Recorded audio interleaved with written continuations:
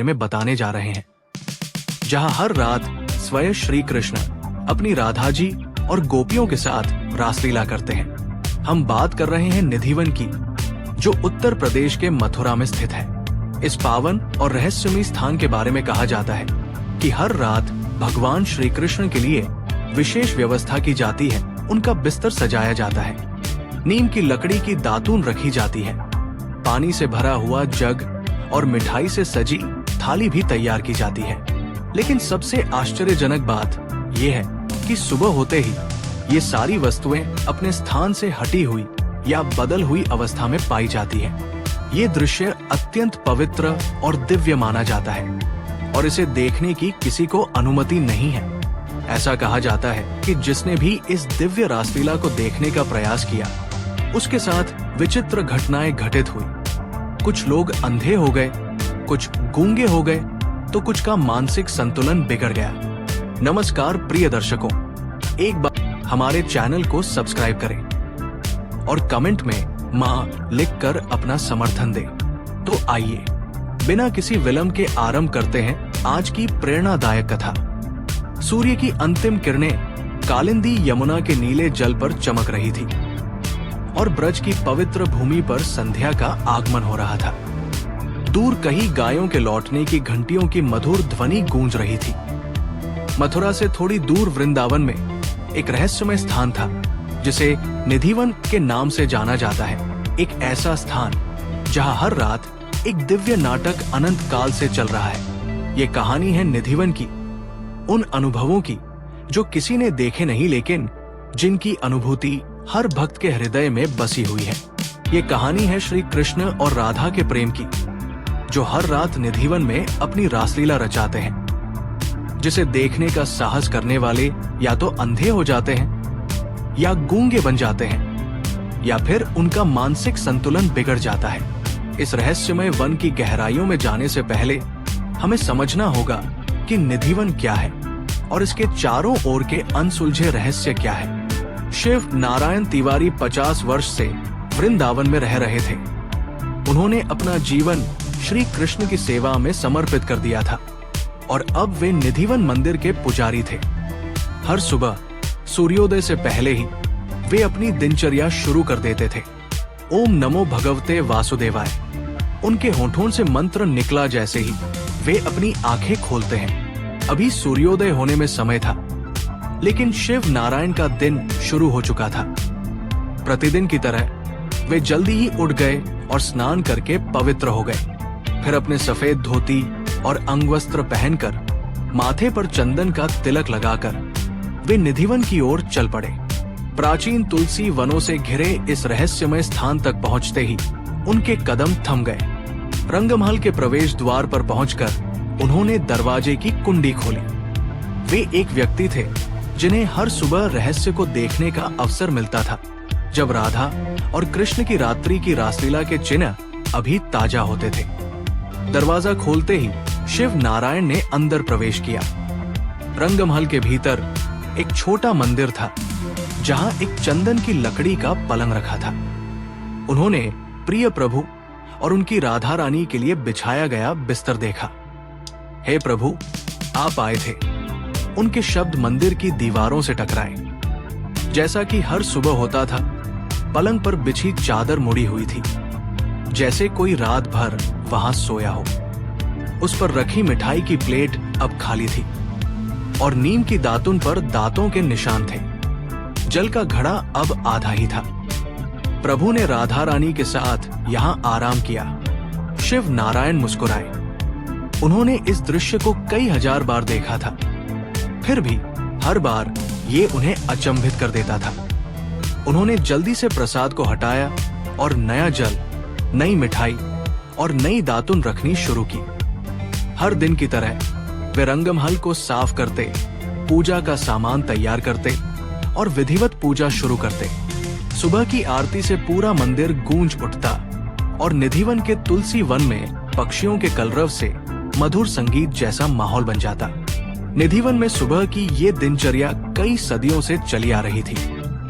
यहाँ की विशेषता थी छोटे और विचित्र आकार के वृक्ष, जो आपस में गुथे हुए थे। जैसे प्रेमी एक दूसरे का साथ न छोड़ना चाहते हों। स्थानीय मान्यता के अनुसार ये पेड़ वास्तव में गोपियां हैं, जो रात में अपना वास्तविक रूप धारण करके श्री कृष्ण के साथ रासलीला करती हैं। निधिवन की दिनचर्या शिव नारायण के लिए साधारण थी, लेकिन यहाँ आने वाले नए भक्तों और पर्यटकों के लिए ये अद्भुत और रहस्यमय थी। वे आश्चर्य से पूछते, क्या सच में राधा कृष्ण हर रात यहाँ आते हैं? तो भक्त यहाँ आते हैं। लेकिन नीलम शर्मा अलग थी।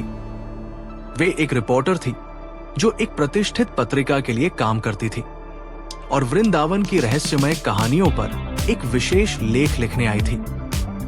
दिल्ली से ट्रेन पकड़कर नीलम शर्मा सुबह सुबह मथुरा पहुंच गई। उन्होंने अपना सामान होटल में रखा और फिर निधिवन की ओर चल पड़ी।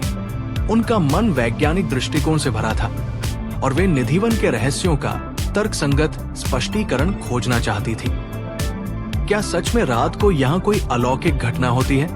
उन्होंने स्वयं से पूछा, जैसे ही वे निधिवन के प्रवेश द्वार पर पहुंची।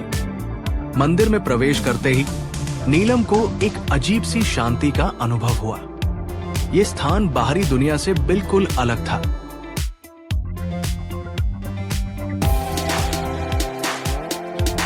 छोटे, मुड़े हुए और आपस में गुथे हुए तुलसी के पौधे हर जगह थे, जो हिंदू संस्कृति में अत्यंत पवित्र माने जाते हैं। नीलम ने देखा कि मंदिर के भीतर कई भक्त ध्यान में लीन थे। कुछ भजन गा रहे थे और कुछ मात्र शांति से बैठे थे। निधिवन से प्राकृतिक शांति का एक अद्भुत वातावरण निकल रहा था।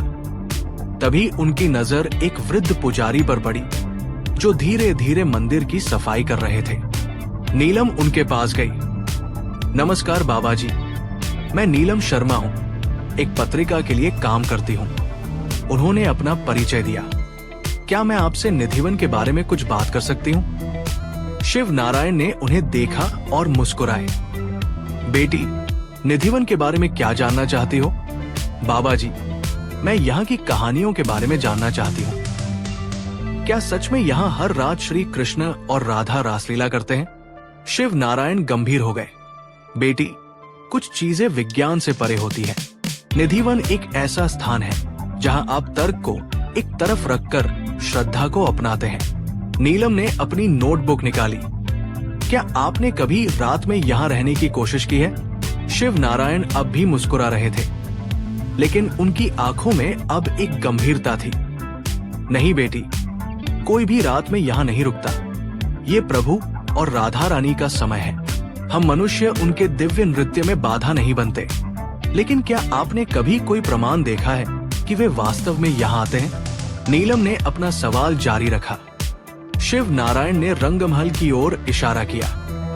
हर सुबह मैं प्रभु और राधा रानी के आगमन के प्रमाण देखता हूँ। बिस्तर मुड़ा होता है, मिठाई खाई हुई होती है, जल पिया हुआ होता है और दातुन पर दांतों के निशान होते हैं। नीलम ने अपनी आंखें संकुचित की। लेकिन क्या ये किसी मनुष्य का काम नहीं हो सकता? शिव नारायण गंभीरता से बोले, बेटी, निधिवन में रात को कोई मनुष्य नहीं रहता। यहाँ तक कि जानवर भी शाम होते ही ये स्थान छोड़ देते हैं। जो भी रात में यहाँ रुकने की कोशिश करता है, उसका अंत दुखद होता है। वह या तो अंधा हो जाता है, या गूंगा, या फिर उसका मानसिक संतुलन बिगड़ जाता है। नीलम इन सब बातों को लिख रही थी। वो अभी भी संतुष्ट नहीं थी। क्या आप मुझे रंगमहल दिखा सकते हैं, जहां आप हर सुबह इन प्रमाणों को देखते हैं? शिव नारायण ने सहमति में सिर हिलाया और उन्हें रंगमहल की ओर ले गए। वहां पहुंचकर नीलम ने एक सादे लकड़ी के पलंग को देखा, जिस पर एक साफ चादर बिछी थी। उसके पास एक छोटी सी मेज थी, जिस पर मिठाइयों की एक थाली, जल का एक घड़ा और नीम की लकड़ी की दातुन रखी थी। हर शाम हम ये सब रख देते हैं और मंदिर के दरवाजे बंद कर देते हैं, शिव नारायण ने समझाया। और हर सुबह ये सब इस्तेमाल किया हुआ दिखता है। नीलम ने संदेह से इन वस्तुओं को देखा। उन्हें लगा कि ये सब किसी मनुष्य द्वारा किया गया होगा, लेकिन फिर भी वे और जानना चाहती थी। क्या कभी किसी ने इस रहस्य को समझने की कोशिश की है? कोई वैज्ञानिक या शोधकर्ता? उन्होंने पूछा।